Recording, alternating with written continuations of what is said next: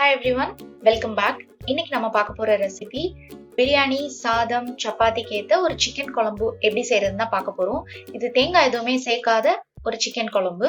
வாங்க வீடியோக்குள்ள போலாம். ஃபர்ஸ்ட் சிக்கன் மேரினேட் பண்ண போறோம். நான் 1/2 கிலோ சிக்கன் எடுத்திருக்கேன். அதுக்கு இஞ்சி பூண்டு பேஸ்ட் 1 டீஸ்பூன், மஞ்சள் தூள் 1/4 டீஸ்பூன், தயிர் 2 டேபிள் ஸ்பூன், தேவையான அளவுக்கு உப்பு நல்லா மிக்ஸ் பண்ணிட்டு 30 நிமிஷம் இதை மேரினேட் பண்ணிக்கலாம். 2 டேபிள் ஸ்பூன் முந்திரி பருப்பு, இந்த மாதிரி கொஞ்சம் தண்ணி ஊத்தி அதை ஊற வச்சுக்கோங்க. இதுவும் ஒரு 30 நிமிஷம் நல்லா ஊறிடணும். அடுத்ததான் இந்த குழம்புக்கு தேவையான மசாலா அரைச்சிக்க போறோம். நாம ஊற வச்சிருந்த அந்த முந்திரி பருப்பையும் சேர்த்துக்கலாம். தக்காளி 2 எடுத்திருக்கேன், கொஞ்சமா மல்லி இலை, இவ்வளத்தையும் சேர்த்துட்டு நல்லா ஒரு ஃபைன் பேஸ்டா அரைச்சு எடுத்துக்கலாம். இப்போ நம்ம குழம்பு ரெடி பண்ண போறோம். ஸ்டவ் ஆன் பண்ணிட்டு கடாய் வச்சிருக்கேன். 3 டேபிள் ஸ்பூன் எண்ணெய் சேர்த்துக்கோங்க. இந்த மாதிரி பொடி பொடியா நறுக்கி வச்சிருக்க வெங்காயம் 2. வெங்காயம் நல்லா பொன்னிறமா வதங்கினதுக்கு அப்புறமா இஞ்சி பூண்டு பேஸ்ட் 1 டீஸ்பூன், அடுத்தது நம்ம அரைச்சு வச்சிருக்க அந்த பேஸ்ட் அதையும் நம்ம இப்ப சேர்த்துக்கலாம். இந்த பேஸ்ட் சேர்த்தோன்னு கொஞ்சம் கலர் சேஞ்ச் ஆகும், அது ஒரு நல்ல ஒரு அரோமா இருக்கும்.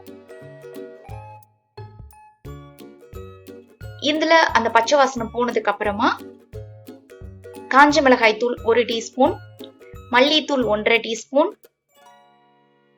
ஜீரகத்தூள் 1/4 டீஸ்பூன், கரம் மசாலா 3/4 டீஸ்பூன், இது எல்லாத்தையும் சேர்த்துட்டு நல்லா அந்த எண்ணெயிலேயே நல்லா வதக்கிக்கோங்க. இது ஒரு 1 நிமிஷம் ஆகும் வதங்குறதுக்கு. இது வதங்கினதுக்கு அப்புறமா நாம மேரினேட் பண்ணி வச்சிருக்க சிக்கனை சேர்த்துக்கலாம். சிக்கன் சேர்த்துட்டு மீடியம் டு ஹை ஃப்ளேம்ல வச்சுட்டு இது ஒரு 5 நிமிஷம் நல்லா தண்ணி எதுவுமே சேர்க்காம நல்லா கிளறி விட்டுட்டே இருக்கணும்.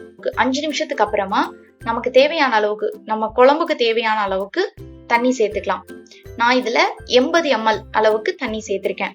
தேவையான அளவுக்கு உப்பும் சேர்த்துக்கலாம். தண்ணி உப்பு எல்லாம் சேர்த்ததுக்கு அப்புறமா மூடி போட்டு லோ ஃப்ளேம்ல வச்சு 20 நிமிஷம் வேக வச்சுக்கலாம். 20 நிமிஷத்துக்கு அப்புறம் ஓபன் பண்ணி பாக்குறப்ப எண்ணெய் பிரிஞ்சு சூப்பரா ரெடி ஆயிருக்கும். அதுக்கப்புறம் கொஞ்சமா மேல மல்லி இலை தூவிக்கலாம்.